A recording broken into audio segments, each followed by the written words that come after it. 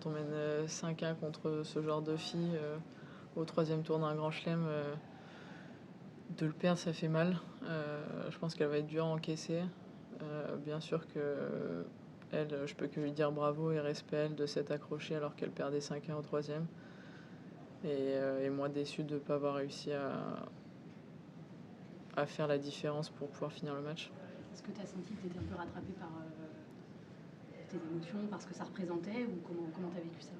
Je dirais que c'était plus physiquement. Dès le 2e set, je sentais que j'avais une baisse, donc elle a vraiment monté son niveau dans le 2e et moi je l'ai baissé, donc le score a été assez sec. Et j'ai vraiment essayé de me concentrer à fond sur le 3e et de donner tout ce que j'avais. Donc c'était dans la difficulté, mais j'ai essayé de tenir mentalement et c'est vrai que j'ai pas réussi à avoir le petit coup de boost à la fin pour pouvoir conclure et gagner ce match. Est-ce que tu avais l'impression à la fin peut-être un petit peu trop défensive, et justement parce que physiquement tu étais plus au top et que c'était elle vraiment qui menait les échanges, quoi? Ouais, bien sûr, c'était complètement différent du premier set. Le premier set, c'était moi qui avais la main mise sur chaque échange. C'était moi qui faisais mal avec mes coups et c'était plus celle qui défendait et c'est comme ça que je lui faisais mal. Donc c'est sûr que dans le 3e, j'ai subi un petit peu tout le long.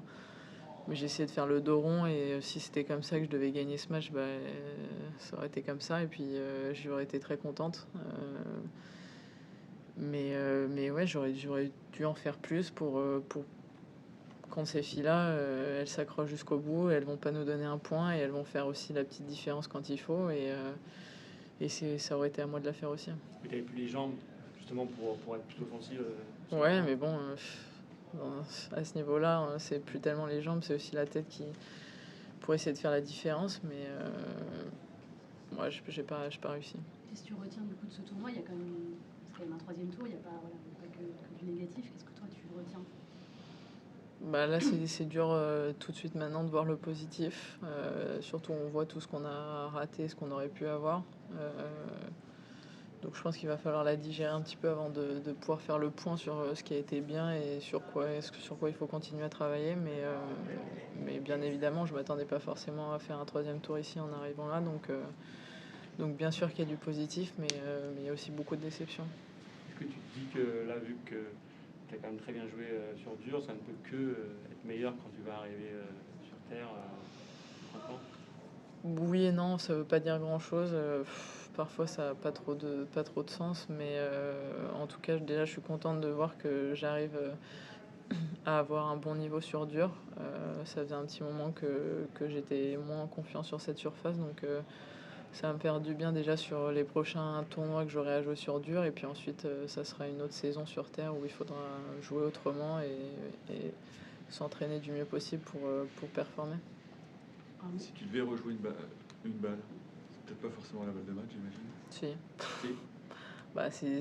Si. C'est un point, quoi. Que tu vois, là, qui te... Ouais, aussi.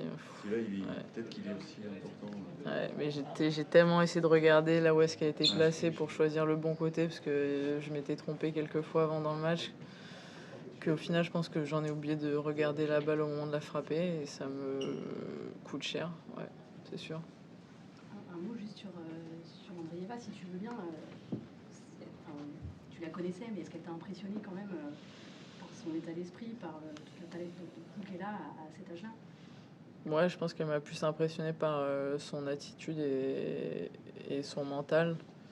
Parce qu'à cet âge-là, d'être aussi mature, combative et de rien lâcher, c'est fort. Parce que parfois, on peut être rattrapé aussi par les émotions, par la frustration. Mais elle l'a pas montré, elle s'est accrochée jusqu'au bout. Donc franchement, respect à elle. Demain, il y a un derby français qui est assez amusant parce qu'ils ont deux coachs un peu bizarres. Comment tu peux voir ce match, quoi? C'est une bonne question. Non, mais Océane, je ne l'ai pas vu jouer encore ici. Après, je sais que Clara, elle est quand même très solide et elle a les armes pour l'embêter. Donc, si Océane fait un très bon match, je pense que ça peut être très serré. Et si Clara arrive à l'embêter dès le début, ça peut être plutôt en sa faveur. Toi qui connais bien Clara, qui joue avec elle en plus en double, est-ce que tu as vu des progrès? Elle disait que là, dernièrement, elle essayait d'être un peu plus offensive. On a l'impression que face à Pegula, c'était quand même, elle était une joueuse impressionnante, quoi. J'ai pas trop vu le match Ouais. contre elle, mais je pense que ses résultats le montrent aussi ces derniers temps. Elle est vachement stable et elle fait vraiment des bonnes performances. Donc c'est cool pour elle de voir qu'elle arrive à enchaîner des bons matchs et qu'elle tient physiquement et qu'elle tient aussi dans son jeu. Donc je pense que c'est aussi encourageant pour elle et ça va lui donner envie de continuer à bosser pour continuer à monter.